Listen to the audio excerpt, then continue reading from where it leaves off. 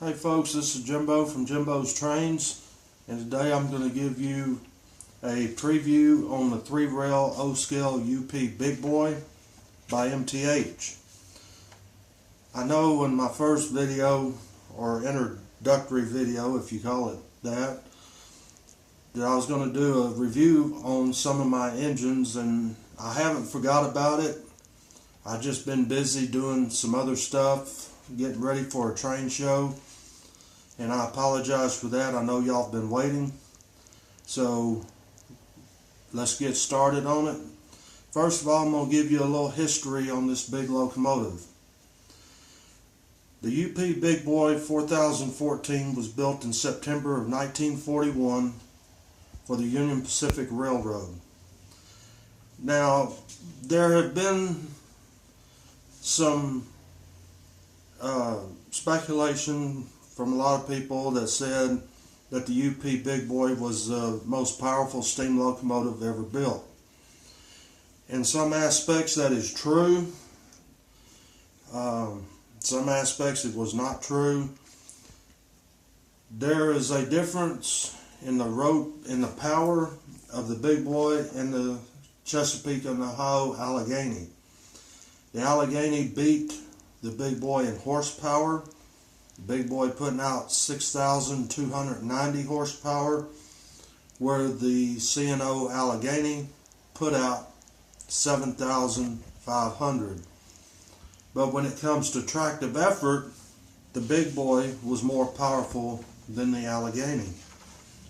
The Allegheny only put out 110,000 pounds of tractive effort, where the Big Boy put out 135,375 pounds of tractive effort. So the Big Boy outpowered the Allegheny in tractive effort, but not horsepower. It is one of 25 Big Boys that was built from 1941 to 1944. Out of the 25 that exist, there's only 8 still in existence. The 4014 is currently being restored by the Union Pacific Railroad to operational condition again. Once it is finished, it will enter excursion service. It will be the pride of the Union Pacific Railroad, and they will have 3 operating steam locomotives. One is the 844, the Challenger 3985, but the 3985 will have to go through a rebuild before she can run again. The 4014, from the front coupler to the back of the tender, was 132 feet long. It was 16 feet 2.5 inches tall and 11 feet wide. It operated on 300 pounds of boiler pressure, and it carried a total weight and working order of 1,200,000 pounds. Very heavy engine. The firebox on the real Big Boy was 22 feet long.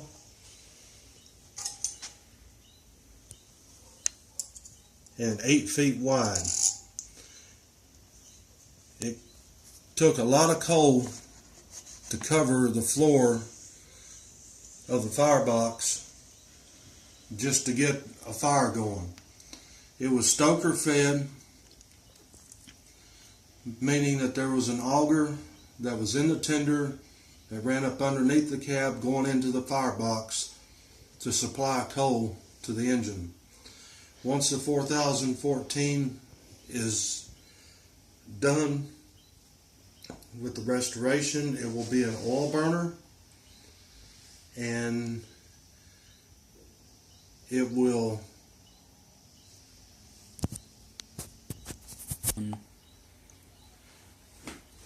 be running off a number 5 fuel oil, which is what a lot of oil burning steam locomotives ran off of. It will never, they're kind of They're making an oil burner because coal supply isn't like it was back in those days when it was running. So, and it's cheaper to run oil. Oil burns somewhat a little bit cleaner than what coal does. And with coal, like they learned with the Challenger, when they was on excursions, they would have to have a fire crew come in behind the train because of the cinders coming out of the stack would set grass fires. So in 1991 or 1990, they converted the Challenger to an oil burner. So now the 4014 will be an oil burner along with the 844 and the Challenger. Right now I'm going to show you some of the detail on this engine. It is very well detailed. It is of the Premier line of MTH, and it is a lot of detail on this engine. We'll start up here in the front. You can see that have all these separately applied details. Have the 4014 number board up here in the front. You got number boards there, and you got lighted number boards up here and lighted classification lights in a very well detailed bell. This steam engine here has a steaming whistle that MTH is starting to put in some of their steam locomotives. And if you go across the top of the boiler, you have your sand domes. You got two on the big boy. You got your steam dome, your safety valves, and your steam generator. As we go up underneath, if you can see this device right here is what they call a power reverse. Now, it's air operated, and the law in the old days required steam locomotives over a certain weight to have a power reverse. Some of your older steam engines had what they call a Johnson bar, which was manually operated, and it could be kind of tough on a lot of people because it was not air operated. You had to put muscle into it to make it work to reverse the steam engine. You look right here, this is what they call the mechanical lubricator. There's one on each set of drivers. This is a what they call a 4884, and what that means is there's 4 wheels on the pilot followed by 2 sets of 8 drive wheels and 4 wheels on the trailing truck. And here in just a few minutes, a couple of people have asked me to do a run by with it, and we will do that here in just a minute. But getting back to the top of the boiler, you have hand painted valves up here on top. You got one on this side, one on this side, and they are very well detailed. The whistle is well detailed on it. You got your steam pipes, and the big boys were cross compound steam locomotives. What that means is they use the steam twice. When the engineer would open up the throttle, and this is your throttle linkage right here running all the way back into the cab, right here, it would come through this pipe called the dry pipe. It would come through the back set of cylinders first at high pressure. It would be exhausted out of the rear set of cylinders into the front set of cylinders at lower pressure, and then it would exhaust through the stack. That made the engines more efficient. It helped on saving water and fuel. The engine, well, I don't know if you can see it, but there's also a valve up underneath there. But what that valve was used for, I'm not for sure. I'd noticed it the other day. I've never noticed it on any big boys before, but there's a valve up underneath the running board for something. And if you look at the separately applied handrails running along the walkway on top of the engine, come back all the way back to the cab. This engine here also has a roof hatch that can be opened like that. And when you close it, just push it back down. The tender is an oil tender. Like I said before, you got a lot of nice rivet detail on the tender. You got safety chains on the trucks. You got well detailed springs on the tender. And if you look right up in here, there's some cast in detail right in here. And that would be for like a coal chute. When it was a coal burner, they could open up the doors. Of course, they didn't do that too much because of the dust. So right now, what we're going to do is I'm going to start this thing up and run it around the track a little bit for you and let you see it in action. I will also show you the steaming whistle that it has. Very neat thing to see. I'm hoping MTH will start putting the swinging bells back on their steam engines again pretty soon. Lionel has it on some of their locomotives, so hopefully before long MTH will do the same thing. So let's get started, and I will start this thing up and run it around the layout for a minute. 3. Alright, now we'll get the big boy running around the layout for you for a couple minutes. Let you see the smoke, hear the wonderful sounds this engine has. We'll start with an extended startup sequence and let you hear the crew talk. Make sure there's plenty of water in the tender.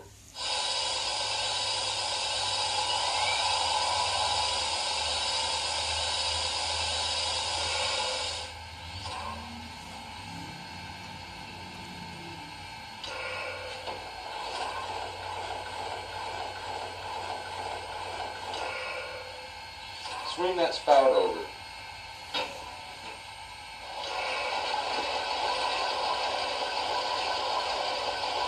That'll do it.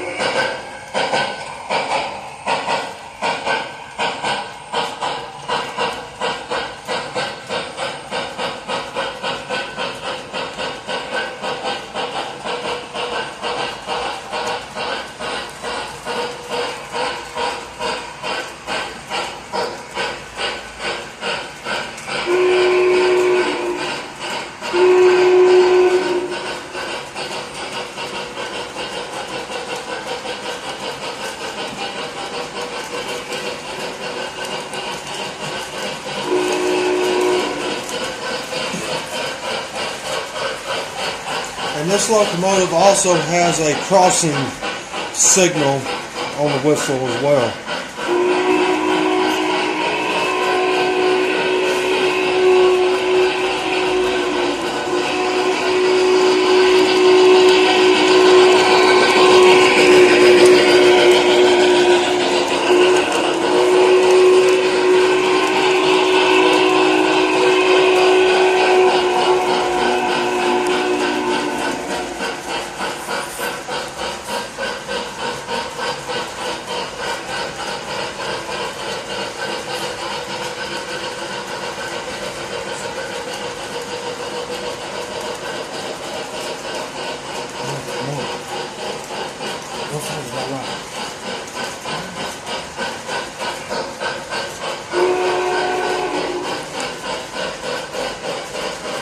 And I'm fixing to show y'all another neat feature these MTH locomotives have.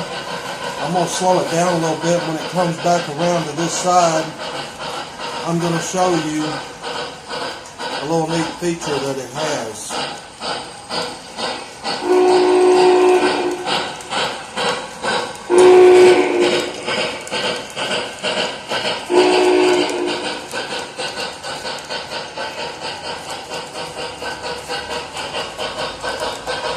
And all MTH locomotives have this feature.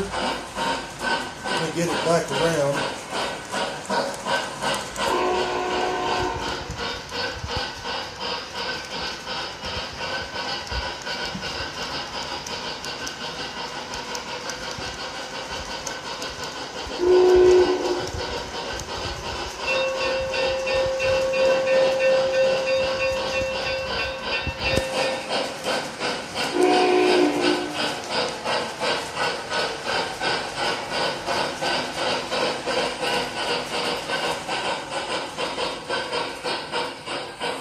Now take a look at the remote. It's set on 7 scale miles per hour. And that's where I'm going to leave it. I'm not going to turn it up or down. I'm going to hit this PFA button, passenger freight announcements. This sure is an exciting day. First time a Bigboy has operated on the UP main line in almost 60 years. Being part of it is even better. You running it and me firing it. You have a much easier job than they did 60 years ago. Yes, that's true. Now that 4014 is converted to oil fuel, we can burn almost anything and not have to shovel it. The oil is sprayed into the firebox. Can you imagine what it was like taking these over Sherman Hill, pulling a train weighing almost 5,000 tons? And then getting it down the other side. It didn't matter much if you were going from Cheyenne to Laramie or Laramie to Cheyenne. It was not an easy run. That's right, but we shouldn't have any issues like that today.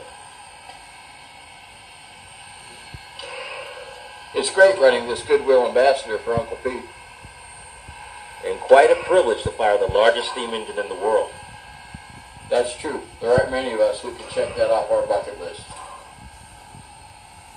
Yeah, I never thought of it that way, but you're right. There's our proceed signal.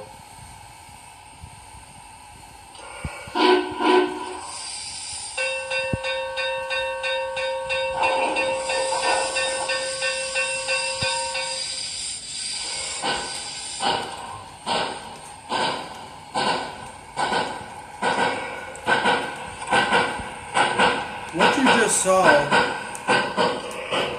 is a feature that, like I said before, all MTH locomotives have. When you hit the passenger freight announcements, regardless of where you leave the speed off at, once it finishes those announcements, the engine will start back up on its own at the speed that you left it at. That's a pretty neat feature. I enjoy using it. I use it on all my MTH engines. And as you can see on the layout, I got more engines that I will do a review on later. I'm waiting on the UP Challenger to get here, and my Union Pacific 412-2 9000. And I will do a review on those as well.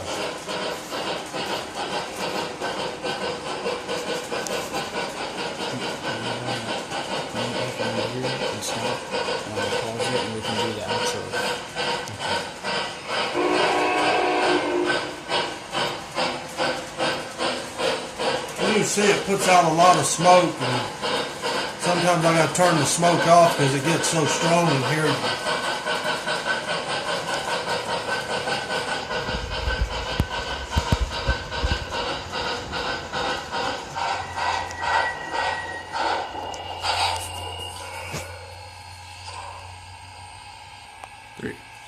Alright, that about does it for this review on the Union Pacific Bigboy 4014.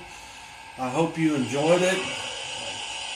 Please comment on what you think about it, and I'm going to use the extended shutdown and let you hear it.